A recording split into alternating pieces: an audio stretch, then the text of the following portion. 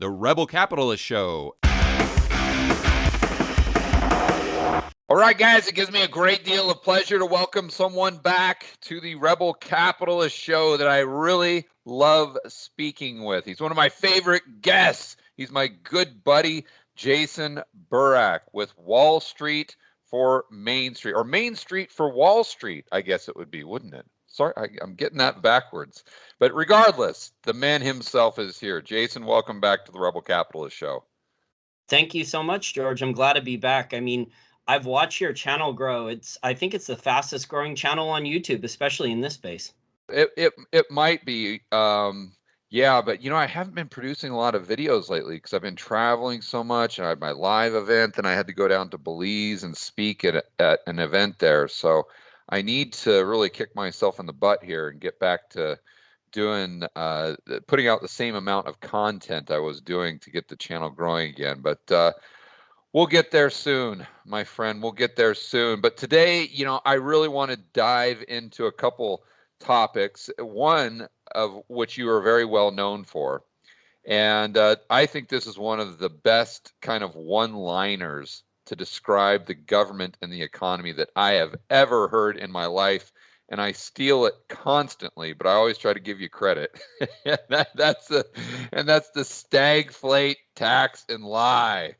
So what's going on with stagflate, tax, and lie? What are you seeing on that front? Unfortunately, this is one of those cases where I absolutely hate being right. So oh my gosh, you nailed it, dude. You totally nailed it. We have government propaganda, government economic data, which is fake and phony and getting worse all the time. Look at the home prices that are rising. 24%? Home prices are up 24%.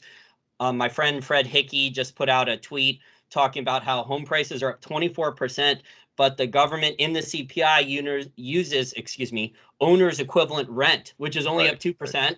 So that's stagflate, tax, lie, because younger adults in my generation are not going to be able to afford a home on their own if home prices keep rising. So it's just, unfortunately, it's just more and more and more of this. The reality, and we talked about this 6 months ago, the last time I was on back in January, was I was predicting there was going to be a lot more shrinkflation in the economy. And I've seen that a lot myself. Yeah, it's high single digits on a lot of consumer items, at the minimum double digits in just the last 6 to 8 months on a lot of consumer items. I mean, shrinkflation has been going on for a long time. I've been doing YouTube videos for over 10 years now, George, almost 2,000 of them for free. If people want to check out my YouTube channel, over 2,000 free videos. And I've been talking about shrinkflation for a very, very long time. And it just seems every couple of years, it gets worse and worse. But really the last 12 months, it's accelerated because governments, all these governments, and it's not just the US, we hear all these people talk about how bad the US government is. All these governments are flooding the global economy and asset markets with trillions of new currency and credit. This global fiat currency and credit Ponzi scheme has grown by 30 trillion in terms of new credit for corporate debt and government debt in the last 15 or 16 months. And this is debt, George. There's a math problem here that people do not want to acknowledge, that the people on Wall Street making six to eight figures a year, kissing the Fed's butt, do not want to acknowledge that the debt cannot ever be paid back. It can't even be serviced anymore. And yet here we are, more debt, more junk bonds. Look at the spreads now between investment grade corporate debt and junk bonds now, the lowest spread since 2007. And what happened in 2007? The hedge funds at Bear Stearns started to fail, the cracks at Bear Stearns, and within about 12 months or so, Bear Stearns was in trouble. So we're starting to see even more cracks now in the system, and it's all because of debt. Yeah, it's interesting you say that, because I'm sure you've probably been following what's going on with reverse repo and the Fed, and everyone's got their opinion, that the money market funds are just needing a place to park excess cash, so they're putting it with the Fed at 5 basis points. Or the other one that it drives me crazy when they say the banks are doing it, because the banks could park it in their normal account and just get the 15 basis points in IOER, interest on excess reserves. But then you've got the collateral issue, and I totally get that, that there's demand for T-bills, so maybe they're doing those reverse repos to get the T-bills themselves. But one thing that I don't think anyone's talking about is, what about counterparty risk? Like, think about it. If you're a money market fund manager and you've got these billions and billions and billions of dollars, those dollars are a liability of the commercial banking system. Well, if there's a tremendous amount of risk that you're seeing that the public or CNBC might not be aware of, or the talking heads aren't aware of, or Wall Street isn't willing to admit to, do you want those dollars as in a worst case scenario, the world's ending, the banking system's collapsing again, like it did during the GFC? Do you want those dollars a liability of the commercial banking system, or do you want them to be a liability of the Fed? And I think it sounds crazy, but I think you'd want them a liability of the Fed, because the Fed can print those dollars to make you whole again, and the banks can't do that. Well, what do you think about the counterparty risk in the banking system right now that most people don't even acknowledge, because they say, oh, they passed the Fed stress test? I think it's the old adage that if you owe $1 million, it's your problem, but if you owe $1 billion, it's the bank's problem. Yeah, right. So, There you go. so a Yeah. lot of it's all over leveraged trade. Excuse me. It's all over leveraged trades where the repo market it's being used by hedge funds and family offices to put leverage on junk bonds and derivatives trades. It's not being used for its normal purposes. So this has changed over the last couple decades, where all the sources of funding were used to put on all these over leveraged trades, whether it was the basis trade or the risk parity trade or the leverage short vol trade. All these different types of leverage trades, everything is so over leveraged. And this is why when you get a tiny little move in the treasury market of a quarter point, or even the Fed hinting at a rate hike 18 to 24 months from now, and let's face it, the odds of them actually raising rates are low. But look at the dollar index today. The dollar index is rallying. It's above 92 the last couple weeks. It's rallied a lot. It's already starting to price in things like that. Now the ECB, the European Central Bank, is also increasing their balance sheet by 140 billion euros recently, a little over that. So they're all just monetizing debt, buying up toxic sausage. But the repo market, I think it's a headache. Excuse me, not a head. It is a headache. That was a Freudian slip. It is a head fake. It is a misdirection, because the St. Louis Fed has been publishing papers since the first repo crisis in 2019, arguing for a permanent repo facility. So you have reverse repo, where all this cash is supposedly parked, and the Fed officials are talking about ending QE early or tapering or reducing. But the Fed's balance sheet is rapidly increasing again. It's up by $800 billion since early January. They bought an enormous amount of mortgage-backed securities recently too as well. And then the permanent repo facility, George, I don't know if you've looked into this. So this is part of the head fake and misdirection of reverse repo, because on one hand, you have that where the talking heads, the mainstream financial analysts, are talking about, we have to reduce QE, we have to start thinking about raising rates. But you have the annualized budget deficits that are just so large, and there's not net foreign demand for U.S. Treasuries. But the permanent repo facility, I'm just shaking my head about what's being proposed. So they're talking about allowing real estate investment trusts, hedge funds, family offices, money market funds to be permanent borrowers, posting collateral from and in lending directly, getting loans, directly from the Fed. Right. So their counterparty, instead of being another bank or an institution with a profit and loss or a balance sheet that they have to care about, their counterparty is now the Fed, who doesn't really care if you pay them back or not. Exactly. But this is going to create even more moral hazard, because if you're a hedge fund or a family office, right, you're going to bet that the Fed's going to take your toxic collateral and not give you 10 cents on the dollar. The Fed's going to give you 100 cents on the dollar. And by the time your hedge fund blows up, you've cashed out. You've made your 20 million, 30 million in profits in a short amount of time and gotten out. And then it's the taxpayer's problem or the Fed's problem after it all blows up. And this is the whole system. It's just been getting worse. I've been doing this now for over a decade, and it's just been getting worse and worse and worse over the last 10 to 12 years. Yeah. And it's all because of the Fed, because the Fed doesn't even have to actually do all these bailout programs and print all the money. They can manipulate now, George, in so many different ways. They do it with press releases. Remember, you covered in March of 2020, all those alphabet soup of bailout programs. And then there was like the corporate credit facility, and the Fed was talking about what, $750 billion worth of corporate credit facility. And I think only 14 billion was actually used. But they manipulated with press releases by jawboning, and then that restarted within 3 or 4 months after the March of 2020, and everything collapsed and bottomed out. You had a restart of the amount of dollar-denominated debt started exploding again, collateralized loan obligations, junk bond sales. I mean, it just keeps going. But this is all a math problem with the debt, because the existing debt could not be paid back or let alone serviced, and yet more debt was issued. Here's the irony with what we're talking about, and maybe the paradox situation, because I just dovetailing on exactly what you're saying, going back to March of 2020. Remember, the Fed came out and they had a meeting on a Wednesday, and they did an emergency meeting on the Sunday prior, where they dropped rates from like 1% down to 0. They announced QE infinity. They committed to doing $1 trillion a day in repo. And then the next day, that was on a Sunday, the next day the market still tanked by like 1,000 points or 1,500 points. And then when it started to turn around was when the government announced the CARES Act and all this stimulus. And then the market started to turn around. And then, to your point, the Fed announced all of these 4 and 5 letter programs. Of course, my favorite is MILF. I still to this day don't know how that abbreviation got by the desk of Jerome Powell. I said, wait, there's one called MILF? Oh, that's a good idea. Yeah, let's go with that. No one will ever notice.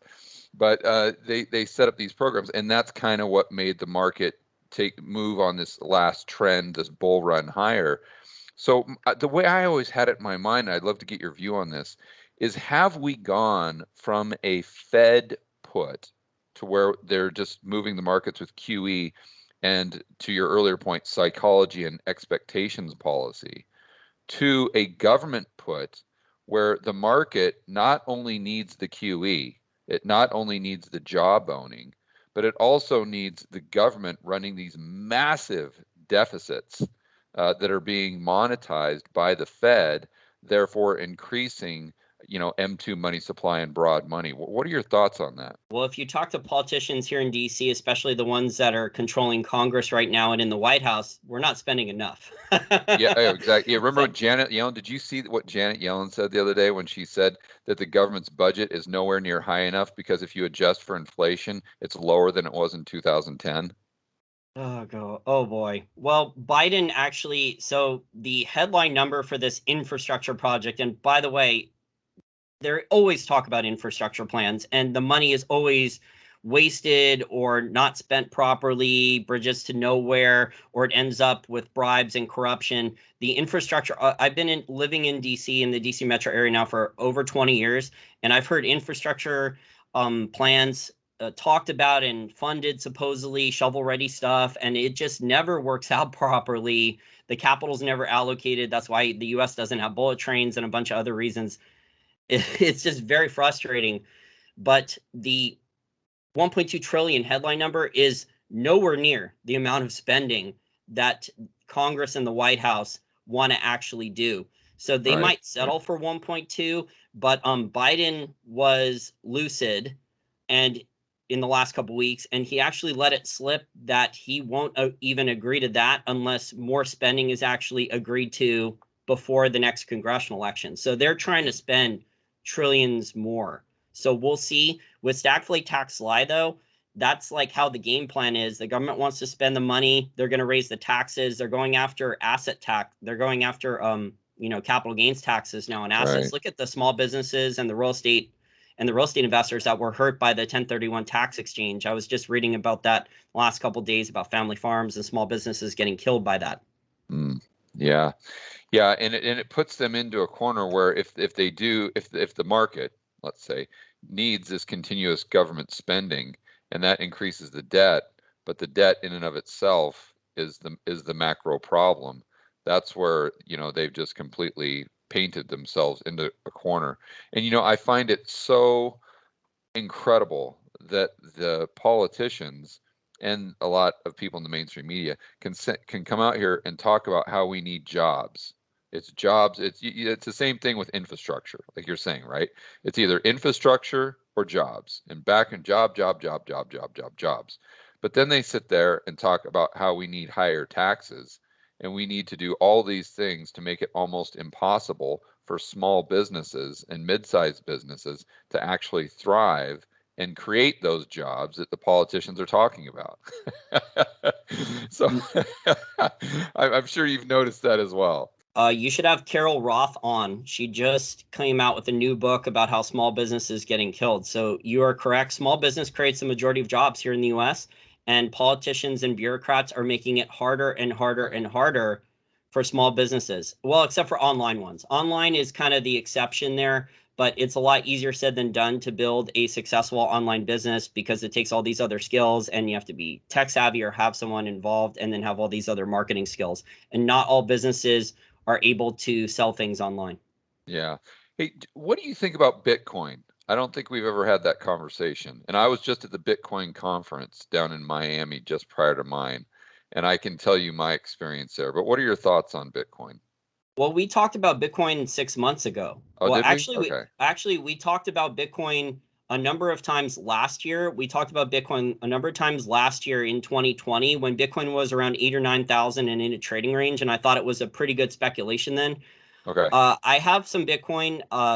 It's not an enormous investment for me. I view it as a speculation. I've been covering crypto for many, many years. I actually am friends with Trace Meyer, and I've known him since before he ever bought his first Bitcoin. And he was buying thousands of them below $1. He was actually in the gold community, and he wrote he ran the website, Run to Gold, and he wrote a book called The Great Credit Contraction. And that's how I met him and started interviewing him. So I think Bitcoin tries to do digitally what gold does. I mean, gold is manipulated, though. There's so many games with paper price manipulation with gold and silver. When I buy metal, I don't buy it as an investment. I buy it for savings, portfolio insurance, and wealth preservation to protect my purchasing power in the future, because I'm seeing all this stupid behavior from not just the Fed and the US government, but all these governments and central banks. They're all doing very similar stupid behavior now. But yeah, I see it the same way. I use gold as the insurance part of my portfolio, and I put Bitcoin in a speculative class. But with the price action, I mean, how do you just personally determine when you would buy or sell more Bitcoin? Because, it doesn't produce cash flow. It doesn't have a long history. It's tough to determine, how the market is it risk on, is it risk off?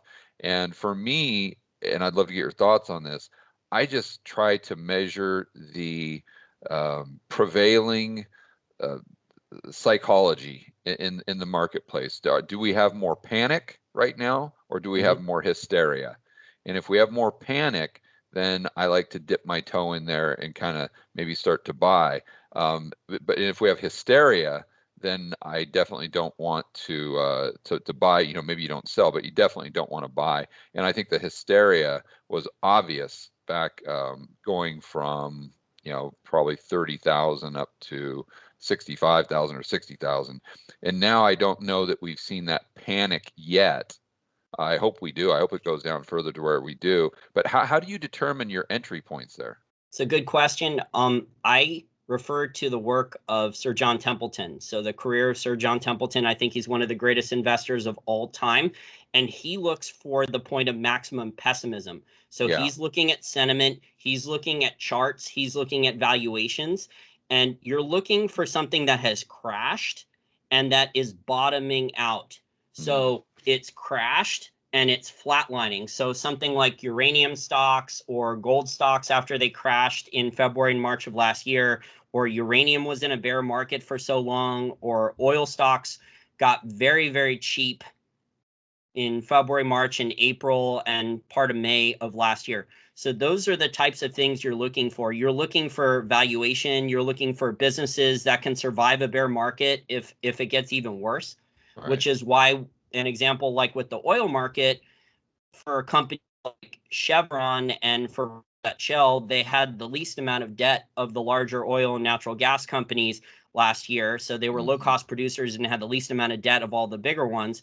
And had the oil price not rallied, the larger oil companies like ExxonMobil that had too much down on their debt, that had more debt on their balance sheet, those ones would have been in trouble. So when I was writing articles, extensive articles for my patrons, my paying customers about this, this is what I was talking about. So people with a higher risk tolerance then would have maybe speculated more on companies like ExxonMobil, betting that they wouldn't cut the dividend, that they would fire employees instead, that oil prices would rally. But they would have to understand that the company has a lot more debt than some of these other companies. So that's how you do it. You're looking for some assets that go cheap, but you, if you're buying businesses, shares in Bitcoin, you're looking for businesses that can actually survive a bear market and survive the turnaround, because you have to get to the turnaround. And then you also, if you buy small companies, they don't have access to capital. Do they have cash on the balance sheet? Is a larger company going to come in and buy them out? And you're not going to get a good buyout price. You're going to get bought out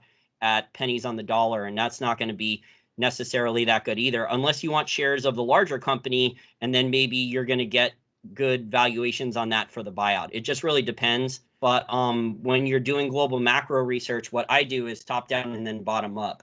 Yeah, So right. I'm looking at the global macro picture, and then I'm looking bottom up for industries that have been through a bear market or in a bear market. And if they're still in a bear market and I think it's going to last a long time, I'm not going to necessarily buy anything. I'm going to wait and I'm going to watch. Yeah, and that's where you lay over that sentiment that you were referring to earlier.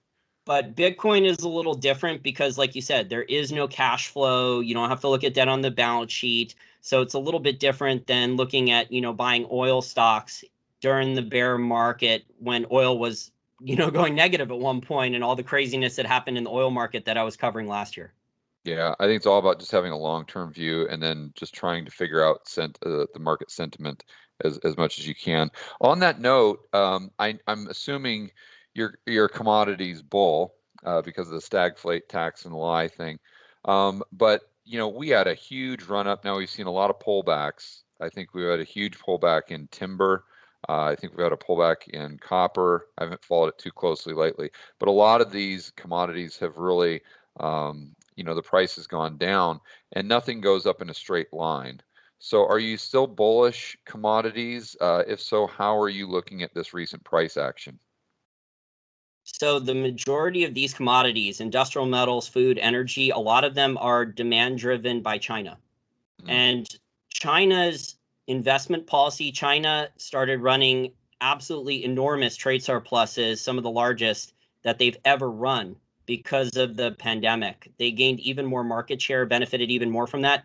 Right. And the way the Chinese government is allocating capital, they're not buying anywhere near the amount of US treasuries. So they're running big trade surpluses, and all those trade surpluses have to go somewhere. So they are going to. You're talking about the dollars, Jason. They get from the trade surpluses. Okay, I just want to be clear for the audience. Okay. Well, they're running trade surpluses not only with the U.S. but also with the European Union and other countries. Okay. But yes, they do want to buy. They do have a lot of dollars, but they're not recycling those into U.S. Treasuries. So that's a very common theme, and why these budget deficits. Why there's a big math problem here. So there's the budget deficits are on an annualized basis over 4 trillion, and then net foreign demand, the other major problem, net foreign demand is down enormously compared to the last 15 to 20 years. Mm-hmm. So China is allocating capital into commodities. Now, for the next couple quarters, what you're seeing out of the headlines for the last 6 weeks out of China, draconian price controls, too much speculation in commodities in China. So they're trying to cool off commodity prices. They don't want to run things up. I've written articles about this for my patrons, where this has gone on for the last 20 years, where China will buy commodities that have crashed, stockpile them, run up the price too much, and then take a break from buying them. And then they could take a pretty large correction, 20, 30, 40%, sometimes more than that. And then they start buying them again. So the average person who's not familiar with the strategy and can't handle losses like that, or at least volatility like that, you might want to take some profits for some of these commodities, or at least hedge your positions. But overall, China's going to keep stockpiling.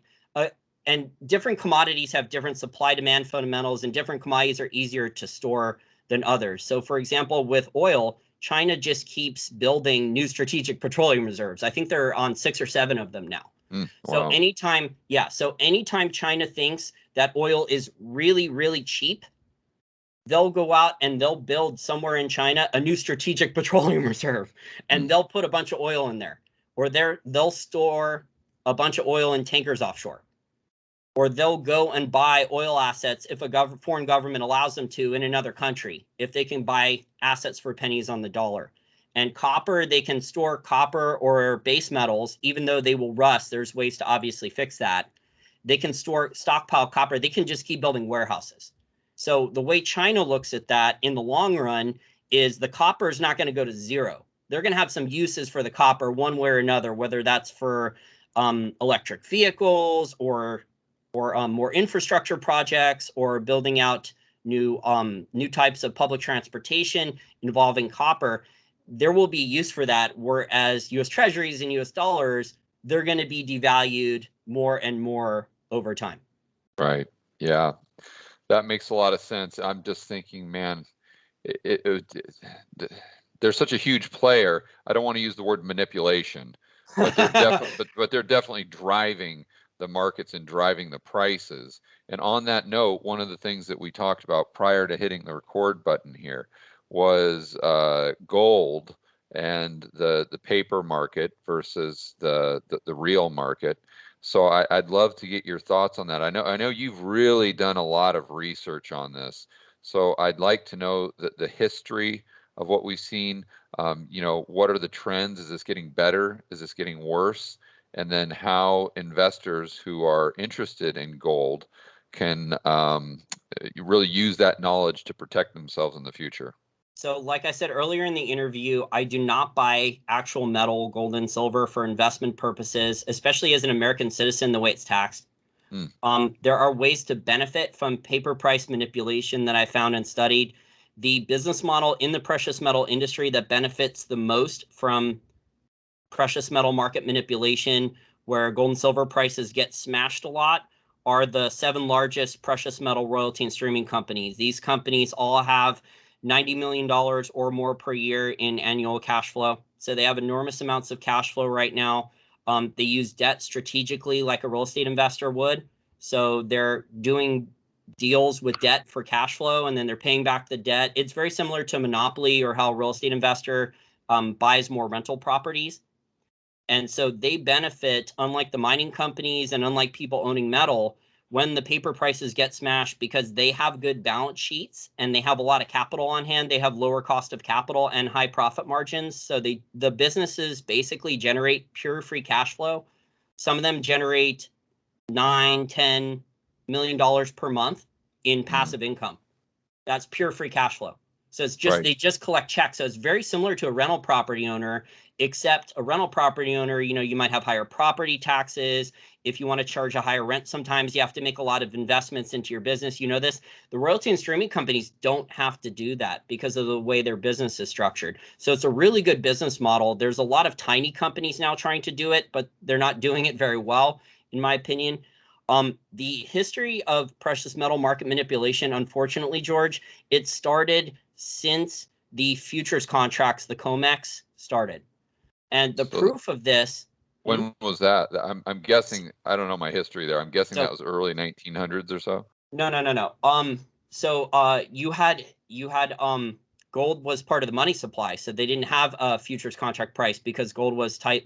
It was part of the money supply. So the futures contracts actually started after Nixon suspended the gold window in 1971. You had the futures contracts, I believe, started in 1973, if I remember correctly. I think it was a year or so before they allowed American citizens to actually start buying gold and silver again. Oh, I see. Yeah. You're talking about specifically gold futures. Got it. Well, gold and silver futures, because there was silver was part of the money supply too for a very long time here in the U.S. There were silver certificates. But the reason we know this is because in the last, I think it was 2013, we got from WikiLeaks. We got these diplomatic cable dumps that Julian Assange and Chelsea Manning released. And inside these diplomatic cables, that WikiLeaks released, there were all these admissions talking about how to manipulate gold and silver and talking about how the futures market would help take care of that. And then we've had in the past, Alan Greenspan, when he was Fed chairman, he would talk about how they helped maintain a gold price that was manageable with gold leases and gold swaps. And these are just sophisticated contracts where the metal actually doesn't change hands, but the bullion banks borrow the metal from a central bank normally and then sell it into the market to suppress the price. So the bullion banks, so these large investment banks, they just dump enormous amounts of paper futures contracts onto the market. They're selling metal they don't own. Right. It's not for profit sales. They're doing it. If you look in the chart action, I've been watching this in the charts for many, many years. They can't fully stop the long-term trend, but they can definitely stop the momentum for weeks, if not months, of the paper prices going up. But it's creating a dislocation between the paper price for gold and silver and the actual cost to buy ounces of metal. So I don't know if you've bought any physical gold or silver recently, George, but have you noticed? The only thing I bought is Rick's fund, is PHYS.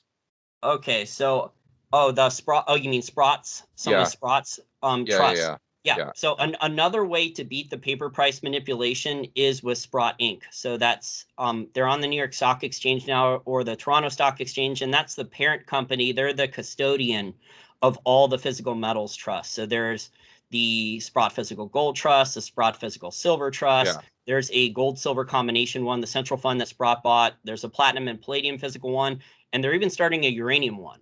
I didn't know that. Well, I think they just bought a uranium one. They bought an existing one, and they're turning that into the Sprott Physical Uranium Fund. That was in the last 6 or so weeks.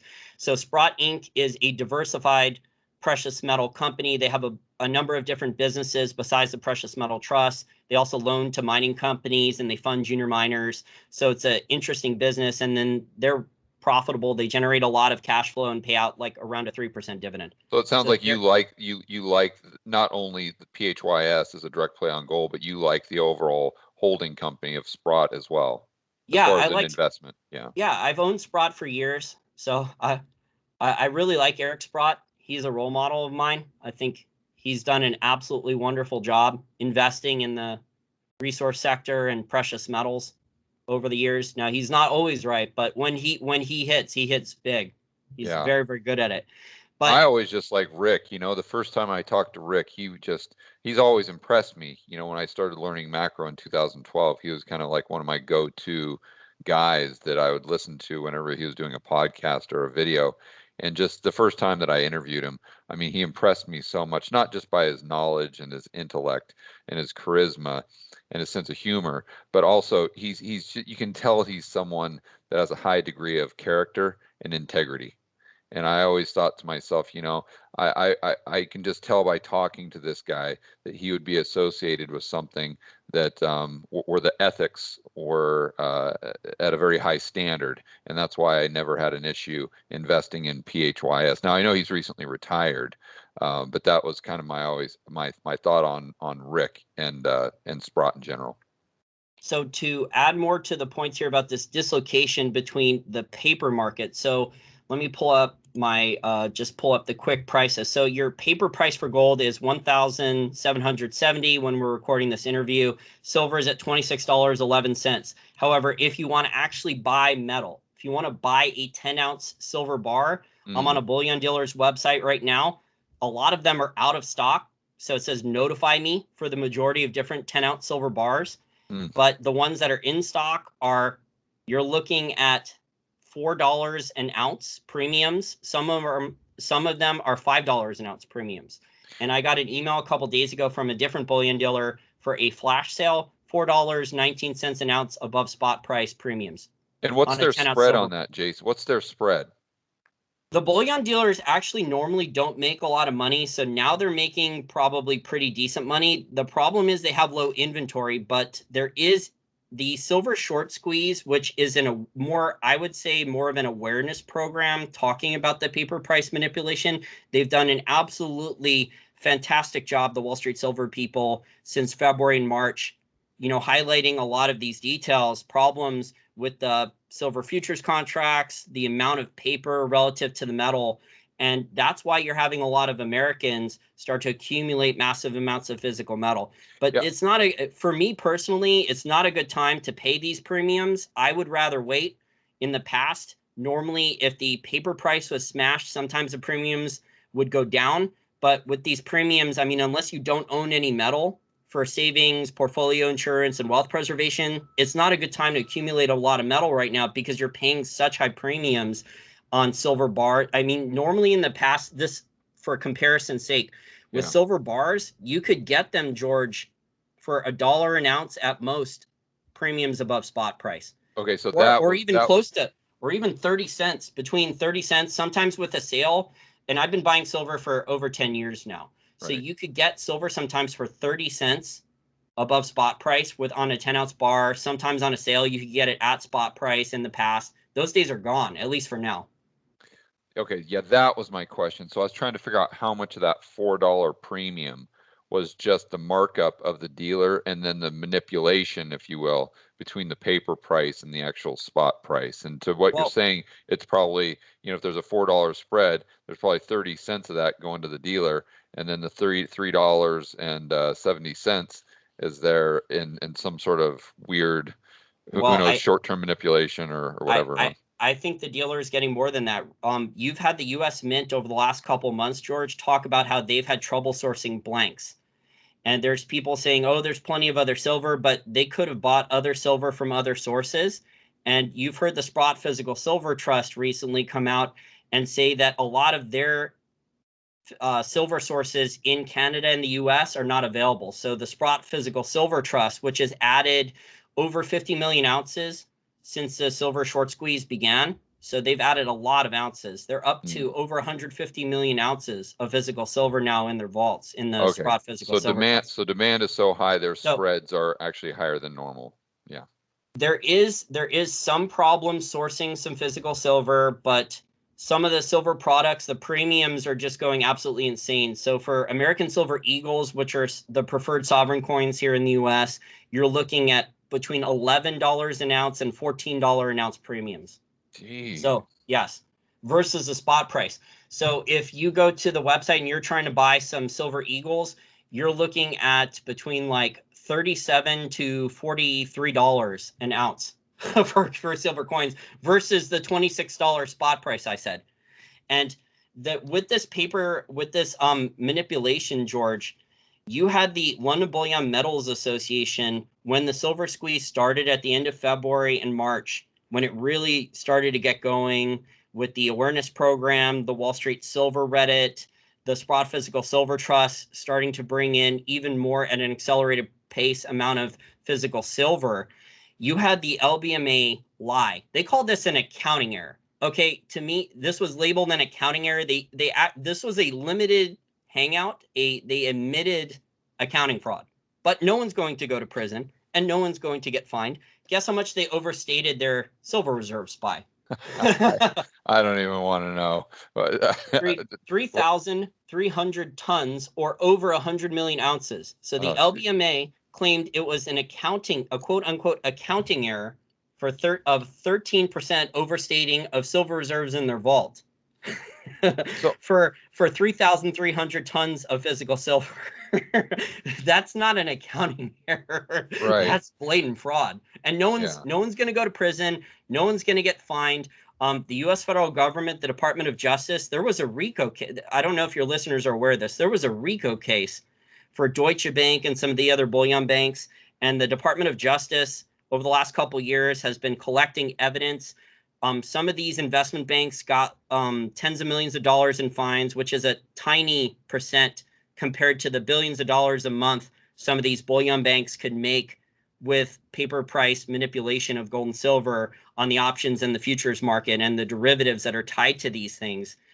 And supposedly there was 350,000 documents, text messages, tons of evidence Right. of these traders at the bullion banks, the hedge funds inside the banks, the traders working for the banks, the portfolio managers, bragging about the manipulation on a day-to-day basis, right? Working with each other from other banks, traders with other banks, 350,000 different documents, evidence, 75 recorded 75 recorded audio calls and video chats that were recorded, because these bankers, use normal video chats like we are now to discuss manipulation because they thought they were going to get away with it. Well, basically they have.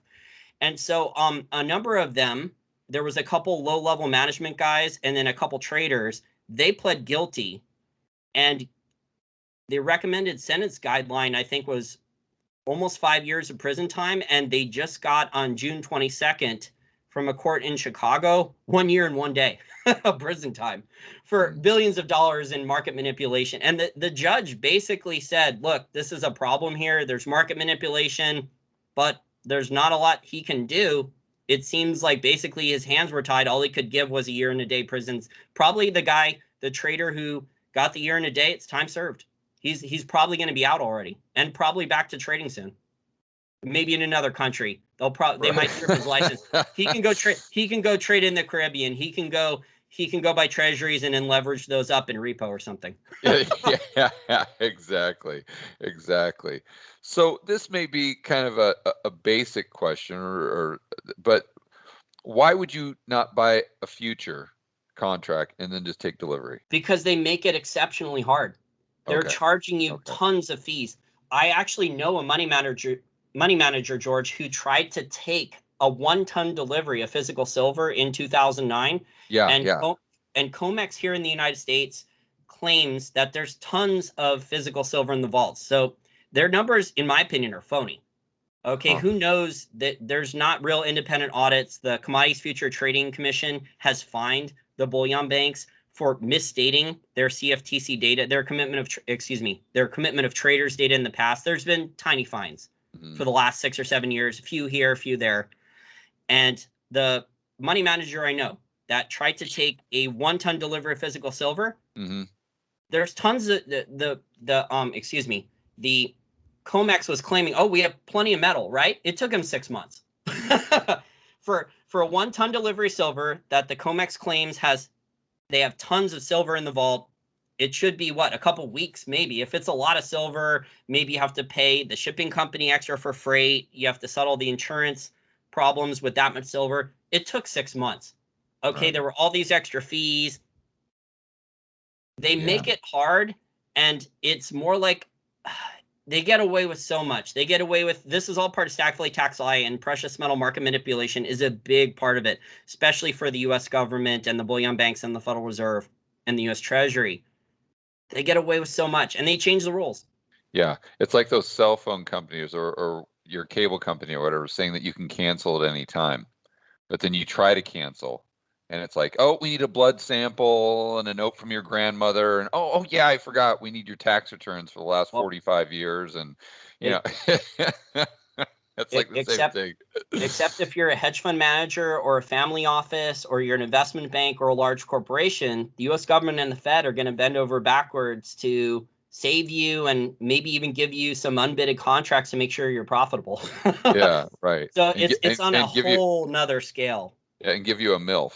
Let's not forget that.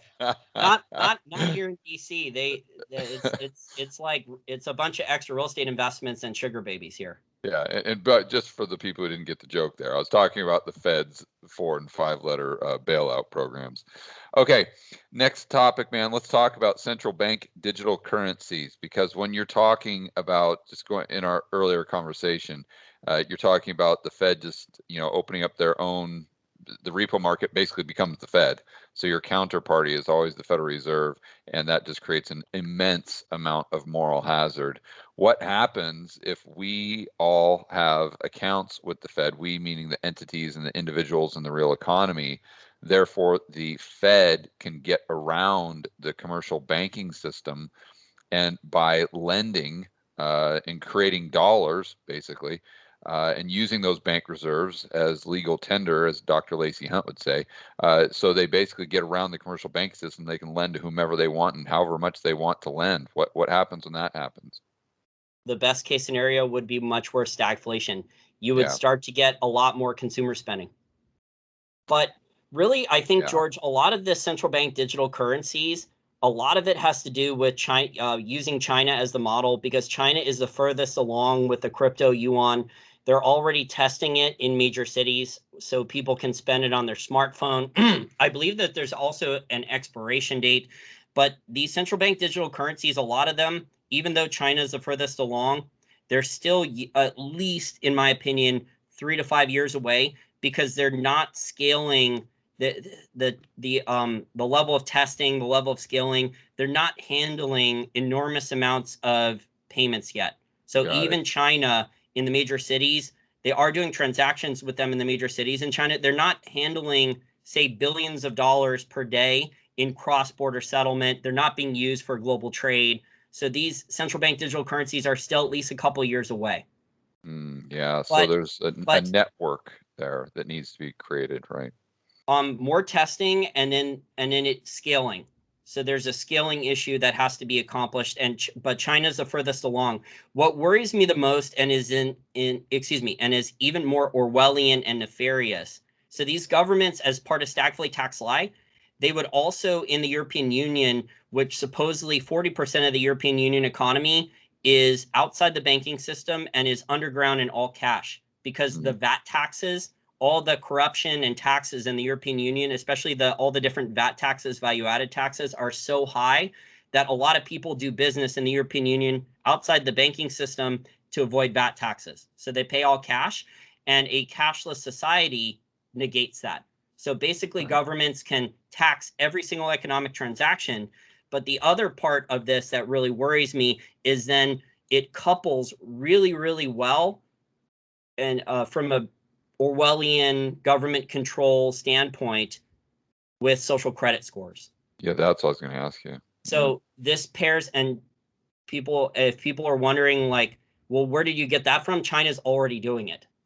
So even though China doesn't have full central bank digital currency at the scale yet, China does have basically a voluntary cashless society where a lot of people pay on their smartphones with QR codes with WeChat Pay and AliChat Pay. And there already is an integration there with their social credit score. So if you are in mainland China and you're buying a lot of foreign goods, say you're buying American whiskey or Japanese porn, or they catch you with your well, that's a no-no too, George. That's in mainland China, that's a no-no. Or you're signing up for a VPN, a virtual private network. You get caught buying those things, or you sign up for Wall Street for Main Street's Patreon, or you subscribe to your George Gammon rebel capitalist. I'm sure the phrase rebel capitalist is probably not welcome to by the Chinese Communist Party. Right. So you sign up for these things, and you're looking at getting your social credit score docked or worse. There are worse things that can happen than just getting penalized with the social credit score. You might get a knock on the door. You might get a visit. You might get a bunch of other. They can stop you from going on from traveling there. They can make it so you don't go on trains or planes there. They can shut that down too. Like, they do no-fly lists there for minor violations. They put you on a no-fly list with the social credit score there for minor violations, and that might be coming to the U.S. Yeah, and just so people are following what we're talking about here, when we're saying the central bank digital currency, the main thing there is that they can control not only do they know everything, they know every transaction, it's Big Brother stuff, but they also can control lending. They can lend directly into the real economy without having to go through the banking system. So if you were, let's say, your optimal credit social score was 10, and you didn't wear a mask outside one day, so then it drops to a 5. Well, the next time you go to Jerome Powell or central banker XYZ for your home mortgage, you're going to have to pay a higher interest rate. Or it gets even more draconian. What Jason was saying is you get a knock on the door, and it turns into like this 1920s mob type scenario. Or you get a text message on your phone saying that this is your one warning for not wearing your mask. saying that they're going to put a tax, then an extra tax for you not being a responsible citizen on all your economic transactions, or you get a warning saying they could shut down your debit card or credit card so you can't pay for food or groceries or gasoline. Yeah, that's a good point too. Look, I wish we weren't headed there, but unfortunately, it looks like once the central bank digital currencies are scaled up, it looks like that's what governments want.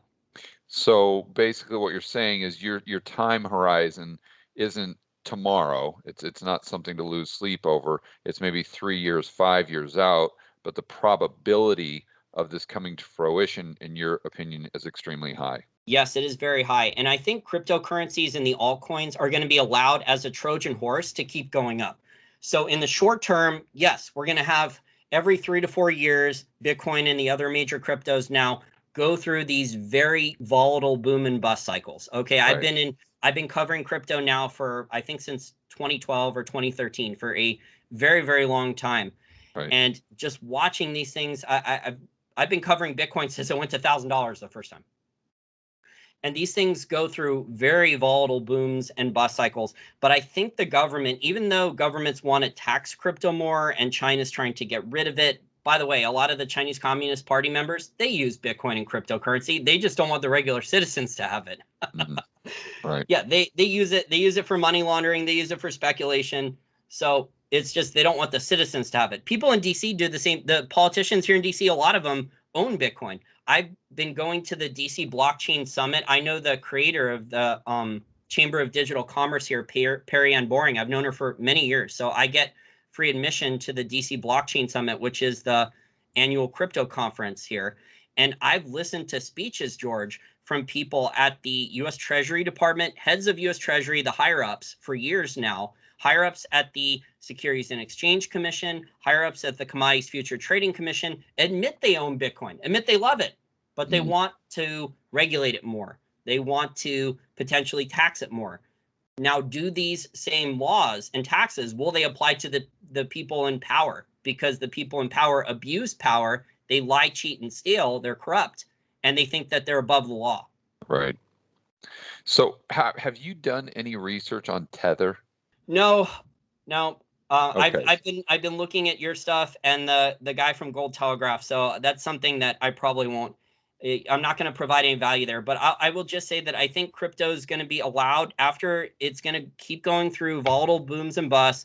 But until central bank digital currencies are more scaled, they've proven that they can do cross-border digital settlements. And really, there's only tiny little programs right now at the Bank of International Settlements with a couple governments. They're only doing tiny little cross-border settlements right now with central bank digital currencies. It's nowhere near the amount.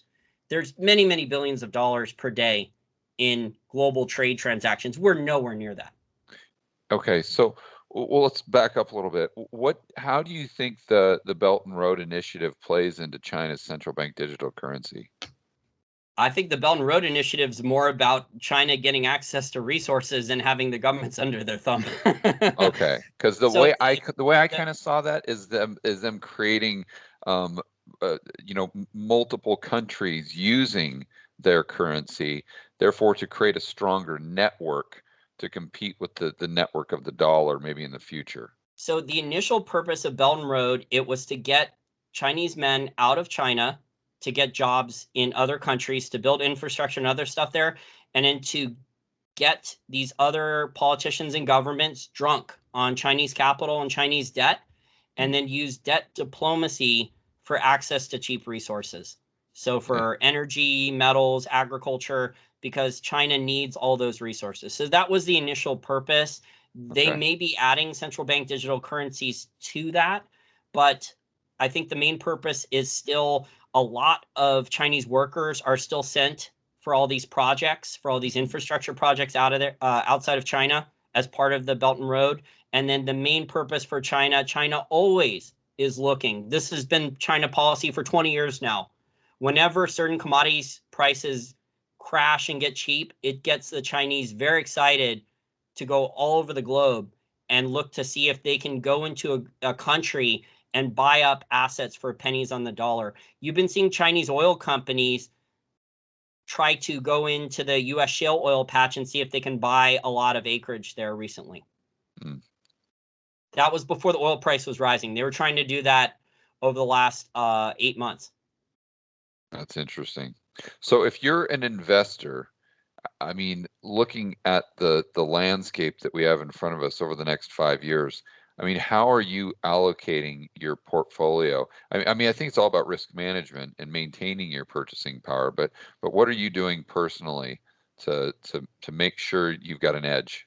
Well, as I've talked about on previous videos, and I did a very long how to beat Stagflate Tax Live for you, I think in July of last year, I spent about 6 hours on that PowerPoint slide deck. So I don't know if you want to put a link to that.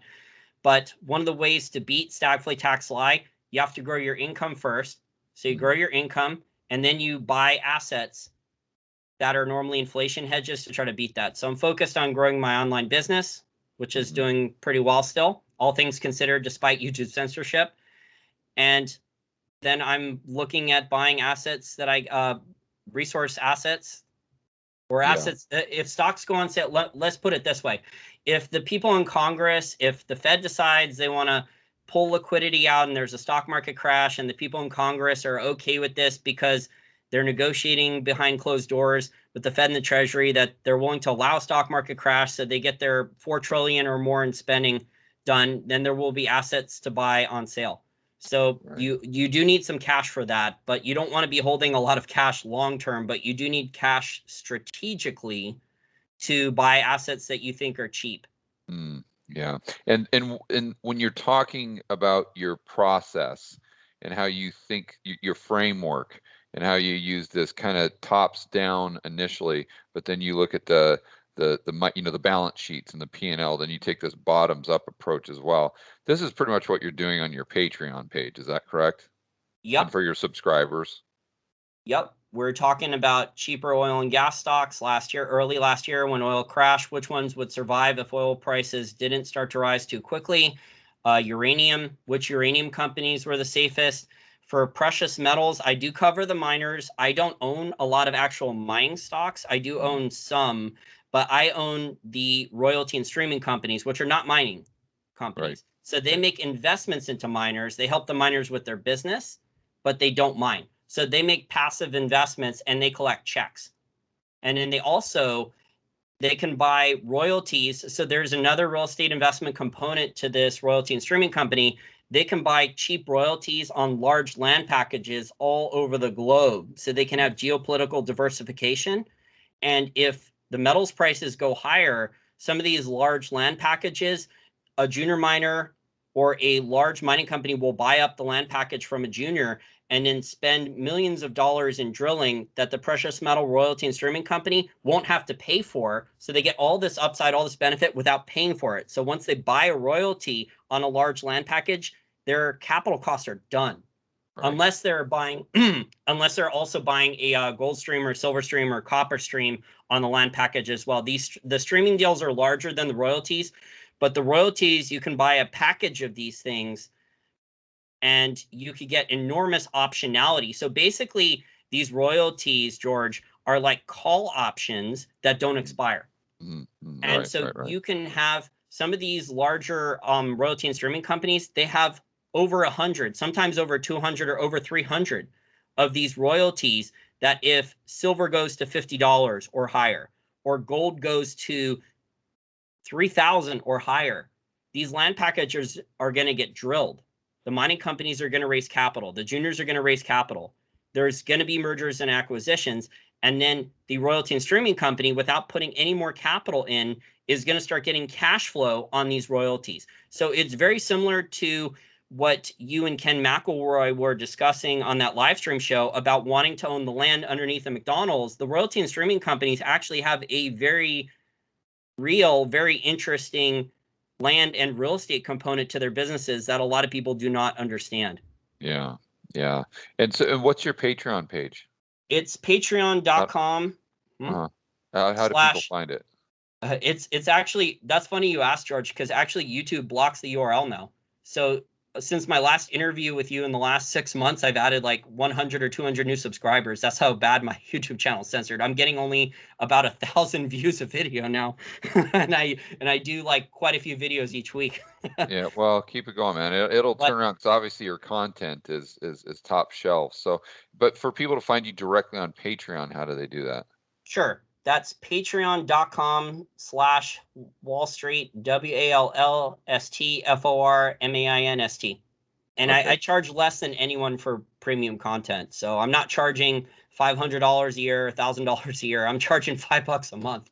Buddy, I know we've gone over our hour. It's been awesome. I love talking to you. You know, before we hit the record button, just so everyone knows, you know, we rarely discuss what we're going to talk about. I just jot down a couple quick questions, and Jason says, you want to talk about, you know, gold manipulation? I'm like, yeah, we'll throw that in there somewhere. But it's just Jason and I going back and forth having a great conversation, and I truly enjoy it, buddy, and I can't wait to do it again. Yeah, I really appreciate it, George. Without your help, I don't think I would have much of an income or a YouTube channel at this point. I think like the censorship is that bad. Twitter even deleted my business Twitter handle. So Well, that's you're always welcome on this channel, buddy. And there's if I just plug it one more set, there's over 170 articles and in-depth articles and audio podcasts behind the paywall. And if your listeners just want to subscribe to my YouTube channel, which is free, there's almost 2,000 free videos. I've been doing this a very, very long time. My YouTube channel is not super fancy, but I just focus on the content and the research and the analysis. The quality, yeah, it's not that fancy, but the content is incredible. I can attest to that because I used to go on your live streams all the time when I had time, and they were fantastic. All right, man. Well, I appreciate your time, and we'll talk to you soon. Excellent. Keep up the great work, George. Hi, guys. I'd like to invite each and every one of you to the next Rebel Capitalist live event. If you are a fan of the Rebel Capitalist show, I guarantee you will love the live event. The next one is Houston, where you can meet and listen to speakers, all your favorites from the Rebel Capitalist show. People such as Dr. Ron Paul, Chris Cole, Lynn Alden, Luke Gromen, just to name a few. If you want to check out the rest of the speaker list and find out how you can attend, we'll put a link in the description below, or you can just go to rebelcapitalistlive.com. This is an event where you can learn to build wealth and thrive in a world of out-of-control central banks and big governments. But it's not just about building wealth. It's about increasing your freedom and networking with like-minded individuals, fellow rebel capitalists. It's an amazing event. I know you'll absolutely love it. Check out rebelcapitalistlive.com, and I will see you in Houston.